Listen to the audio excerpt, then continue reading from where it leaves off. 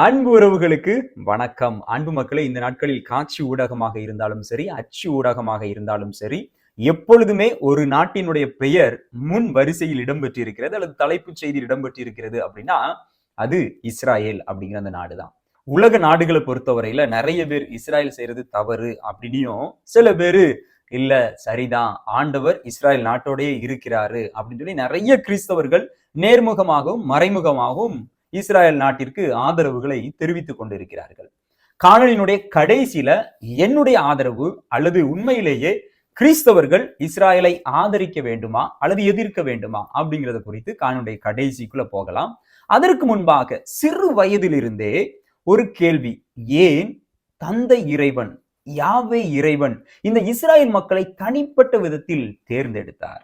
அப்ப தந்தை கடவுள் ஆள் பார்த்து தானே செயல்படுறாரு, ஃபேவரிட்டிசம் காமிக்கிறார் இல்லையா அப்படிங்கிற அந்த கேள்விக்கு தான் இந்த காணொலியில நம்ம விடையை தேட போகிறோம். அன்பு மக்களை, இதுவரைக்கும் நம்முடைய காணொலிக்கு நீங்க சப்ஸ்கிரைப் பண்ணாம தான் நிறைய பேர் பார்த்துக்கிட்டு இருக்கீங்க அப்படிங்கிறது எனக்கு நல்லா தெரியும். வேணா நான் உங்களுக்கு காமிக்கிறேன் எத்தனை பெர்சன்டேஜ் சப்ஸ்கிரைப் பண்ணாம பார்த்துக்கிட்டு இருக்கீங்கன்னு. ஒருவேளை இதான் முதல் முறையாக வாரீங்க அப்படின்னா நம்முடைய வலையொலியை நீங்க சப்ஸ்கிரைப் பண்ணிக்கோங்க. கண்டிப்பா நிறைய நல்ல விடயங்களை குறித்து, காலத்திற்கு தேவையான விடயங்களை குறித்து நம்ம பேசிக்கொண்டே இருக்கோம். வாங்க காணொலிக்குள்ள போகலாம். அன்பு மக்களே, மாற்று மதத்தினர், அதாவது யூதர்கள், கிறித்தவர்கள், இஸ்லாமியர்கள், இந்த மூன்று மதத்தை சாராதவர்களுக்கு ஒருவேளை அது எங்கெங்க ஆண்டவர் அல்லது இறைவன் யூதர்களை தேர்ந்தெடுத்தார் அப்படிங்கிற அந்த கேள்வி அவங்களுக்கு இருக்கலாம். ஆனா நமக்கு இருக்கவே செய்யாது. காரணம், யூத மதத்தினுடைய அடிப்படை நாதத்திலிருந்து பிறந்ததுதான் கிறித்தவம், அதன் பிறகு இஸ்லாம் அப்படிங்கிறது எல்லாருக்கும் தெரியும். இந்த உலகத்தை சார்ந்தவர்களுக்கும் நம்ம ஒரு சின்ன எடுத்துக்காட்டு கொடுக்கலாம். ஏன் யூதர்கள் உண்மையிலேயே ஸ்பெஷலி சோசன் அப்படின்னு சொல்லிட்டு. ஏன்னா நீங்க பாத்தீங்க அப்படின்னா உலகத்துல 0.2% 2% தான் இந்த உலக மக்கள் தொகையில யூதர்கள் இருக்கிறாங்க. மொத்தமா நம்ம பார்த்தோம் அப்படின்னா 15 மில்லியன், 1.5 கோடி மக்கள் தான். மிஞ்சி மிஞ்சி போனா நம்ம சென்னையில இருக்கிற தமிழர்கள் அளவுக்கு கூட இந்த யூதர்கள் உலகம் ஃபுல்லா முழுமையா சேர்த்தா கூட இல்லை அப்படிங்கிறதான் ஒரு அடிப்படையான கணக்காக இருக்கிறது. ஆனா இந்த உலகத்துல இந்த மக்களுக்காக தங்களையே நிறைய அறிவியல் ரீதியாகவும் தொழில்நுட்ப ரீதியாகவும் சினிமா துறையிலும் வங்கிகள் துறையிலும் இப்படி எந்தெந்த துறையெல்லாம் இன்னைக்கு இந்த உலகத்துல இருக்கோ அதுல எல்லாமே அதிக பங்களிப்பை இந்த உலகத்திற்கு கொடுத்தவர்கள் இந்த யூதர்கள். இதை எப்படி ஃபாதர் நீங்க சொல்றீங்க அப்படின்னா நிறைய நம்ம சொல்லிக்கிட்டே இருக்கலாம். எடுத்துக்காட்டுக்கு நோபல் பரிசு வென்றவர்கள், இதுவரைக்கும் நோபல் பரிசு வென்றவர்கள 22% பேர், 0.2 மொத்த மக்கள் தொகை. ஆனா இதுவரைக்கும் நோபல் பரிசு வாங்கினதுல 22% பேர் என்ன சொல்றாங்க அப்படின்னா உலகத்திலேயே ஒரே நாட்டில இருந்து அதிக நோபல் பரிசு பெற்றவர்கள் இந்த யூதர்கள் தான். இது ஒரு சின்ன எடுத்துக்காட்டுக்கு. இன்னும் நம்ம நிறைய சொல்லலாம். எடுத்துக்காட்டுக்கு மிகப்பெரிய அறிவியல் அறிஞர் என்று இன்று வரைக்கும் கொண்டாடப்படக்கூடிய ஐன்ஸ்டீன், E=mc² அப்படிங்கிற தத்துவத்தை கொடுத்த ஐன்ஸ்டீன் ஒரு யூதர். அப்படியே நீங்க பொலிட்டிக்கல் ஃபீல்டுக்குள்ள போவோம். அந்த தத்துவங்கள் எல்லாவற்றிற்கும், அந்த கொள்கைகள் எல்லாவற்றிற்கும் தலை சிறந்த ஒரு கொள்கை உண்டு அப்படின்னு சொல்லி நீங்க சொன்னீங்க அப்படின்னா இதுவரைக்கும் உலகில் பிறந்தது எது அப்படின்னா திராவிடமோ அல்லது அதுவோ இதுவோ இல்லை. என்னது? மார்க்ஸுடைய அந்த கம்யூனிசம் கொள்கை. அந்த கார்ல் மார்க்ஸ் யார் அப்படின்னா அவர் ஒரு யூதர். இதே போல அறிவியலா இருந்தாலும் சரி, எல்லாம் எங்க நீங்க போனாலும் சொல்லிக்கிட்டே போகலாம். சினிமா துறையில நம்ம சின்ன பிள்ளைல நிறைய நேரம் பார்ப்போம். ஒரு சிங்கம் வந்து அந்த கம்பெனியை உருவாக்கியதும் இந்த யூதர்கள் தான். அப்புறம் சொல்லலாம், நிறைய நம்ம சொல்லிக்கிட்டே இருக்கலாம் மக்களே. நீங்க எதெல்லாம் உங்களுடைய கண்ணில் நீங்க பார்த்துட்டு இருக்கீங்களோ அது எல்லாமே யூதர்களுடைய பங்களிப்பு இருக்கும். அதனால நீங்க பாத்தீங்க அப்படின்னா எல்லா விதத்திலும் இந்த யூதர்கள் தலை சிறந்தவர்களாக இருக்கிறார்கள். அதனால தான் இந்த உலகத்தையே இன்னைக்கு ஆட்டி படைத்து கொண்டிருக்கிற, நாங்க சொல்றதாண்டா நீங்க கேட்கணும் அப்படிங்கிற அளவுக்கு இன்னைக்கு எல்லாரையும் இப்படி போகாதன்னு சொல்ற அளவுக்கு பிக் பாஸா இருக்கிற ஆளு நம்ம அமெரிக்கா. அந்த அமெரிக்காவையே இன்னைக்கு ஆட்டி படைத்து கொண்டிருக்கிறவர்கள் யூதர்கள் அப்படின்னு நம்ம சொல்லலாம். இதெல்லாம் நான் ஏன் சொல்றேன் அப்படின்னா, ஒருவேளை இவர்களை கடவுள் தேர்ந்து எடுக்கல, ஒருவேளை கடவுளுடைய ஆசீர்வாதம் இவர்களுக்கு இல்லை அப்படின்னு நீங்க நினைச்சீங்கன்னா இதையும் கொஞ்சம் யோசித்து பார்த்துக்கோங்க. இதுல இருந்தே நம்ம சொல்லலாம், கடவுள் இவர்களை நிறைவாக ஆசீர்வதித்திருக்கிறார், கண்டிப்பாக தேர்ந்தெடுத்திருக்கிறார் அப்படின்னு சொல்லிட்டு. இப்ப நமக்குள்ள உள்ள கேள்விக்கு போகலாம். ஏன் இவர்களை மட்டும் கடவுள் தேர்ந்தெடுத்து இப்படி ஆசீர்வதிக்க வேண்டும்? இதுக்கு நான் என்னுடைய பதிலையோ அல்லது இதுவரைக்கும் இந்த உலகத்துல உள்ளவங்களுடைய பதிலையோ சொல்ல விரும்பல. தந்தை கடவுளை மிக தெளிவா சொல்லிட்டாரு இதற்கான பதில. நான் ஏன் உங்களை தேர்ந்தெடுத்தேன்? நீங்க தகுதியானவர்கள் அப்படின்னு சொல்லி நான் தேர்ந்தெடுத்தேனா? இல்ல நான் தேர்ந்தெடுத்ததுனால உங்களை தகுதி ஆக்கிட்டேனா? அப்படிங்கிறதெல்லாம் நீங்க விட்டுட்டு, ஏன் கடவுள் உங்களை தேர்ந்தெடுத்தார்? அப்படிங்கிறத தான் நம்ம இப்ப பார்க்க போறோம். வேற எங்கேயும் நம்ம தேட வேண்டாம். விவிலியத்துக்குள்ள தான் தேடுறோம். தெளிவா ஆண்டவரே தன்னுடைய வாயால் சொல்லுகிறார். இணைச்சட்டம் 7:7 என்ன எழுதியிருக்கு அப்படின்னு நம்ம இப்போ வாசிப்போம். ஆண்டவர் இவ்வாறாக சொல்லுகிறார், எல்லா மக்களிலும் நீங்கள் திரளானவர்கள் என்பதற்காக ஆண்டவர் உங்கள் மீது அன்பு கொண்டு உங்களை தேர்ந்து கொள்ளவில்லை. உண்மையில் எல்லா மக்களிலும் நீங்கள் சொற்பமானவர்களே. ஏன்னா அந்த யூதர்களுக்கு எப்பொழுதுமே ஒரு மனநிலை, நாங்க தாண்டா பெஸ்ட், நாங்க தாண்டா பெரிய ஆளு அப்படின்னு சொல்லிட்டு, அப்படிப்பட்ட ஆட்களை ஆண்டவர் ஒரு பொழுதும் தேர்ந்தெடுக்க மாட்டார் அப்படிங்கிறது நமக்கு இதுல நல்லா தெரியுது. ஆண்டவர் என்ன சொல்றாரு? நீங்களாம் எனக்கு ஒரு பொருட்டே கிடையாது, ஆனாலும் உங்களை நான் தேர்ந்தெடுத்திருக்கிறேன். நீங்கள்லாம் திரளானவர்கள், நாங்க தான் வலிமையானவர்கள், நாங்க தான் எண்ணிக்கையில அதிகம் இந்த உலகத்துல அப்படின்னு நீங்க நினைச்சிட்டு இருக்கலாம். ஆனா அப்படி கிடையாது. உங்களை விட நிறைய பேரு பெரிய ஆட்கள் இருக்கிறாங்க. ஆனா நான் உங்களை எதற்கு தேர்ந்தெடுத்தேன் அப்படின்னா, அடுத்த வார்த்தையே அங்க தெளிவா சொல்லப்பட்டிருக்கிறது. அது என்ன வார்த்தை?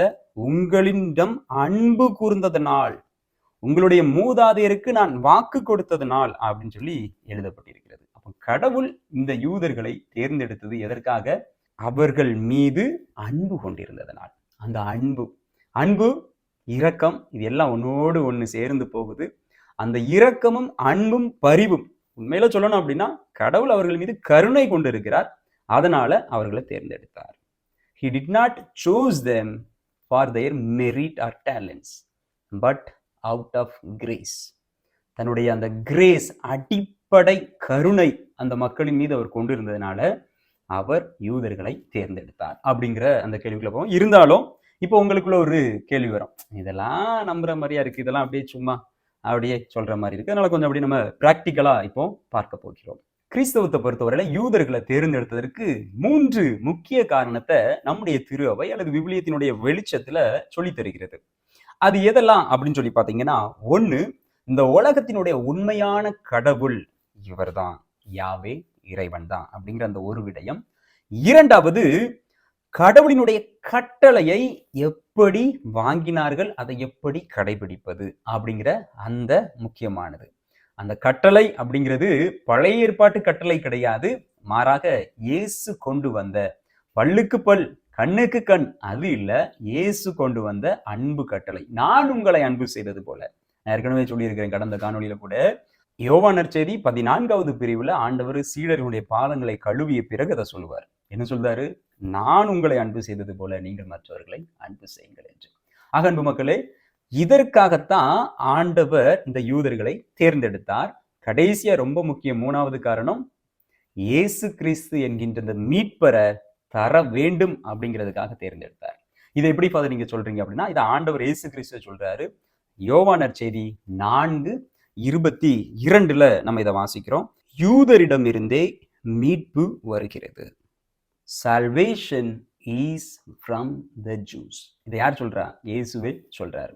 அப்ப இதுல இருந்து நல்லா தெரிஞ்சுக்கலாம், நம்ம இந்த 3 காரணத்துக்காகத்தான் யூத இனம் அப்படிங்கிறது தேர்ந்தெடுக்கப்பட்டது. சரியா? இன்னும் நம்ம அடுத்த படிநிலையில போக போக உங்களுக்கு புரியும் ஏன் ஆண்டவர் இவர்களை தேர்ந்தெடுத்தார். உங்களுக்கு கொஞ்சம் இப்ப புரிய ஆரம்பிச்சிருக்கும்னு நினைக்கிறேன். இன்னும் நம்ம உள்ள டீப்பா போறோம். இன்னும் கூடுதல் புரிதலுக்கு நம்ம இன்னொரு கேள்வியை கேட்க வேண்டியது இருக்குது.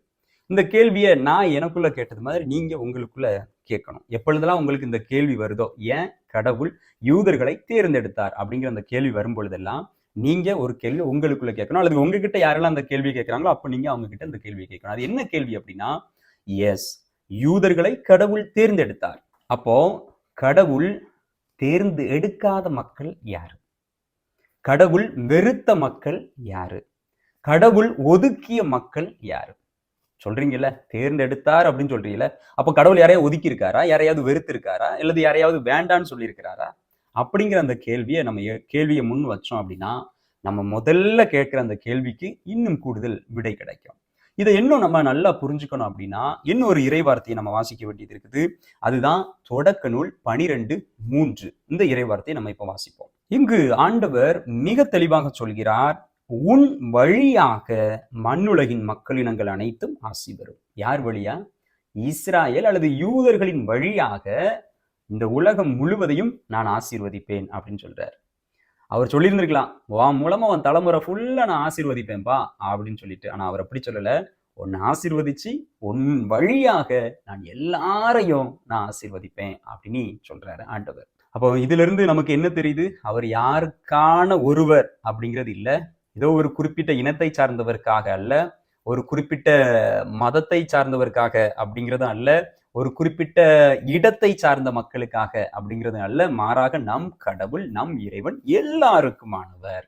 இஸ் யூனிவர்சல், எல்லாருக்குமானவர் அப்படிங்கிறத நம்ம இந்த இடத்துல மீண்டும் பதிவு செய்து கொண்டிருக்கிறோம். அப்ப ஏறக்குறைய உங்களுக்கு இப்ப எல்லாம் புரிஞ்சிருக்கும்னு நினைக்கிறேன். அவர்கள் மூலமாக எல்லாரையும் கடவுள் தேர்ந்தெடுத்திருக்கிறார். அவர்கள் வழியாக தான் கடவுள் இந்த உலகத்தை ஆசீர்வதிக்கிறாரு அப்படின்னு சொல்லிட்டு. இப்பவும் உங்களுக்கு ஒருவேளை ஒரு இது வரலாம், அது ஏன் அவர்கள் வழியா செய்யணும், ஏன் தமிழர்கள் மூலமா செய்யல, ஏன் சீக்கியர்கள் மூலமா செய்யல, ஏன் தெலுங்கர்கள் மூலமா செய்யல அப்படிங்கிற அந்த கேள்விதான் திரும்ப திரும்ப உங்களுடைய மைண்டுக்குள்ள வரும் அப்படின்னு நான் யோசிக்கிறேன். விளக்கம் கொடுத்துருக்கிறோம். இருந்தாலும் இந்த ஒரு எடுத்துக்காட்டு உங்களுக்கு இதுக்கு முற்றுப்புள்ளி வைக்கும் அப்படின்னு நான் நம்புறேன். என்ன எடுத்துக்காட்டு அப்படின்னா, ஒரு வகுப்பறையில நான் இப்ப பாடம் எடுத்துக்கிட்டு இருக்கிறேன். நிறைய மாணவர்கள் அமர்ந்திருக்கிறாங்க. நான் ஒரு புத்தகத்தை கொண்டு வரேன். ஒருவேளை திருவிவிலியமே வச்சுக்கோமே, திருவிவிலியத்தை கொண்டு வரேன். மற்ற யார்கிட்டையுமே திருவிவிலியம் இல்லை. ஓகே, அப்ப நான் என்ன பண்றேன், ஒரு பையனை கூப்பிடுறேன். ஓகே, அவன் பேர் ஒருவேளை ஏதோ ஒரு பேர், ஓகே வளன்னையே கூப்பிடுவோமே, வளன் வாப்பா அப்படின்னு சொல்லிட்டு இந்த விவிலியத்தை நீ இந்த முதல் பகுதியை வாசிட்டு 2வது பகுதியை பக்கத்துல இருக்கவனுக்கு கொடு. அப்படியே அடுத்தடுத்து ஒவ்வொருத்தரும் ஒவ்வொரு சாப்டர் நீங்க வாசிக்கணும், சத்தமா வாசிக்கணும் அப்படின்னு ஒரு ஆசிரியர் வகுப்பறையில சொல்றாருன்னு வைத்துக்குவோம். அப்ப அந்த வளன் என்ன செய்யறாப்புல, வாசிக்கிறாப்புல, வாசித்து முடிச்சுட்டு அடுத்த ஆள் கொடுக்குறாப்புல, அடுத்த ஆள் கொடுக்குறாப்புல, அடுத்த ஆள் கொடுக்குறா, வகுப்பு முழுவதும் அது சுத்தி வருது. அப்ப அந்த விவிலியத்தினுடைய அந்த டேஸ்ட், அந்த சுவையை எல்லாரும் அனுபவிக்கிறாங்க. எல்லாரும் அதன் மூலமா ஆசீர்வாதத்தை பெறுறாங்க. இதுல ஒருவேளை நீங்க சுத்தி இருந்துகிட்டு வளன் அப்படிங்கிற ஒருத்தரை ஃபாதர் தேர்ந்தெடுத்து வச்சிருக்கிறாரு ஆல்ரெடி, அப்படிலாம் ஒண்ணும் கிடையாது. It is at random chosen. அவன் நல்லவன், அவன் கெட்டவன், அவன் எனக்கு பிடிக்கும் அப்படிங்கிறதுக்காண்டி நான் கூப்பிடல. ஒருவனை கூப்பிட்டு அந்த வகுப்பு அறை முழுவதிலும் உள்ளவர்களுக்கு இந்த விவிலியத்தினுடைய சுவையை நம்ம கொடுக்கணும், ஒரு ஆசீர்வாதத்தை கொடுக்கணும் அப்படிங்கிறதுக்காகத்தான் இந்த ஒரு முயற்சி. அப்ப கடவுள் அவர் மூலமாக உங்களை தேர்ந்தெடுத்திருக்கிறார். இதைதான் நம்ம கிறிஸ்தவர்கள் கூட கொஞ்சம் தப்பா புரிந்து கொள்வதற்கான வாய்ப்பு நிறைய இருக்கு. அப்ப இந்த ஒரு தெளிவான புரிதல் இன்னைக்கு நமக்கு இருந்துச்சு அப்படின்னா, இந்த போரை குறித்தும் நமக்கு நல்ல ஒரு புரிதல் கிடைக்கும் மக்களே. இஸ்ராயலுக்கு நம்ம ஆதரவு கொடுக்கணுமா, ஈரானுக்கு ஆதரவு கொடுக்கணுமா அப்படிங்கிற இந்த போர்ல நிறைய பேர் இன்னைக்கு கண்ணை மூடிக்கிட்டு இஸ்ராயல் மக்கள் போறாங்க அப்படின்னா, ஆண்டவர் அவங்கள தேர்ந்தெடுத்திருக்கிறாரு, அவங்கள ஸ்பெஷலா படைச்சிருக்கிறாரு, அவங்க கூட தான் ஆண்டவர் நிக்கிறாரு. நோ, ஆண்டவர் அவங்க கூட நின்று அப்பாவி ஈரானிய மக்களை கொல்ல சொன்னாரா?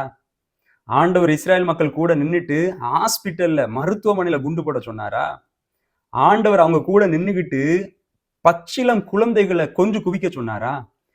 இந்த புரிதல் இன்னைக்கு நிறைய நேரத்துல நம்மகிட்ட இல்லைங்கிறதுனாலதான் கண்ணை மூடிட்டு இஸ்ராயல் மக்களுக்காக, இஸ்ராயல் நாட்டுக்காக நம்ம ஆதரவு கொடுத்துக்கிட்டு இருக்கிறோம். குறிப்பா இதை பல பிரிந்து போன கிறிஸ்தவர்கள் தொடர்ந்து செய்து கொண்டு இருக்கிறாங்க. நீங்க அவங்களுடைய காணொளிகள் இந்த நாட்கள்ல பாத்தீங்கன்னா தெரியும். இஸ்ராயல் மக்களை யாராலையும் வெற்றி பெற முடியாது, காரணம் இஸ்ராயலோடு தேவன் இருக்கிறார். இப்படியான பல காணொளிகளை நம்மளால பார்க்க முடியும். மக்களை, ஒருவேளை நீங்களும் இதே எண்ணத்தோடு இருந்துட்டு இருக்கீங்க அப்படின்னா மாற்றிக்கொள்ளவும். ஏன் நம்ம இவ்வளவு நேரம் நம்ம பேசணும் இல்லையா, அது எல்லாமே நீங்க பாத்தீங்க அப்படின்னா கடவுள் தேர்ந்தெடுத்தனுடைய நோக்கம் வேற. அவர் போருக்காக இவர்களை கொண்டு பயன்படுத்தவில்லை. அப்ப நீங்க இப்போ ஒருவேளை ஃபாதர் அப்ப நீங்க ஈரானுக்கு ஆதரவா அப்படின்னா அதுவும் இல்லை. உண்மையான கிறிஸ்தவர்கள், கிறிஸ்துவனுடைய பிள்ளைகள் என்று நீங்கள் கருதப்படுகிறீர்கள், கிறிஸ்துவனுடைய ஒளியில் நீங்கள் நடக்கிறீர்கள், கிறிஸ்து தான் என்னுடைய தலைவர், அவர் தான் என்னுடைய முன் மாதிரி அப்படி நீங்க நினைச்சீங்க அப்படின்னா நீங்க போருக்கு முற்றிலும் எதிரானவர்களாக இருப்பீர்கள். போரே வேண்டாம், போர் நிறுத்தப்படணும், இஸ்ராயல் ஜெபிக்கணும் அப்படின்னு சொல்றவனையும் நம்ம கண்டிக்கணும், ஈரான் தான் ஜெபிக்கணும் அப்படின்னு சொல்றவனையும் நம்ம கண்டிக்கணும். மொத்தத்துல போரை நம்ம கண்டிக்க வேண்டும். ஈழத்துல நம்ம நிறைய பேரை இழந்து தவித்து கொண்டிருக்கிறோம் அப்படிங்கிறது நமக்கு தெரியதை விட அந்த போர்ல அனுபவிச்சிருப்பான் பாருங்க, அவன் குடும்பத்துல உனக்கு தெரியும். மண்டைக்கு இல்லாதவங்களாம் தேர்ந்தெடுத்து தலைவரா வச்சிருக்கிறதுனால இன்னைக்கு நிறைய பேர் இந்த மாதிரியான சண்டைகள்ல ஈடுபட்டு கொண்டு இருக்கிறாங்க. நல்ல கிறிஸ்தவர்கள் நம்ம என்னைக்குமே போருக்கு எதிர்குரல் கொடுக்க வேண்டும். போர் வேண்டாம் அப்படின்னு சொல்லி நம்ம அனுதினமும் நம்முடைய ஜெபத்துல ஆண்டவர்கிட்ட கேட்கணும். எல்லாருமே கர்த்தரினுடைய பிள்ளைகள், இயேசுவினுடைய பிள்ளைகள், யாவே இறைவனுடைய பிள்ளைகள். அல்லாஹ் என்று அவர்கள் ஒருவேளை வேற பேர்ல அழைச்சாலும் எல்லாருமே கடவுளினுடைய பிள்ளைகள். ஏன்னா நம்முடைய இறைவன், விவிலியத்தில் நமக்காக பேசிக் கொண்டிருக்கிற இறைவன் ஒரு நாளும் பல்லுக்கு பல் என்று சொன்னதில்லை, கண்ணுக்கு கண் என்று சொன்னதில்லை, போருக்கு எதிரானவர். என்னுடைய கருத்துக்கு உடன்பட்டீங்க அப்படின்னா கீழே ஆமேன் அப்படின்னு சொல்லிட்டு டைப் பண்ணுங்க. இல்லை அப்படின்னா உங்களுடைய கருத்துக்களை கீழே பதிவு செய்யுங்க. நம்ம இஸ்ரேல் பக்கம் தான் நிக்கணும் அப்படின்னு இன்னும் நீங்க நினைச்சீங்க அப்படின்னா கீழே கமெண்ட்ல சொல்லுங்க காரணத்தோட. சரிதானே? முடிந்த அளவு இந்த போரை குறித்து யாரெல்லாம் சம்மந்தம் இல்லாம பேசிக்கிட்டு இருக்கிறாங்களோ அவங்களுக்கு இந்த காணொலியை ஷேர் பண்ணி விடுங்க. உங்களுடைய பிள்ளைகளுக்கும் நல்ல ஒரு விழிப்புணர்வை கொடுங்க. நல்லதை பகிருங்கள் அப்படின்னு சொல்லி தான் நான் கேட்டுக்கிறேன்.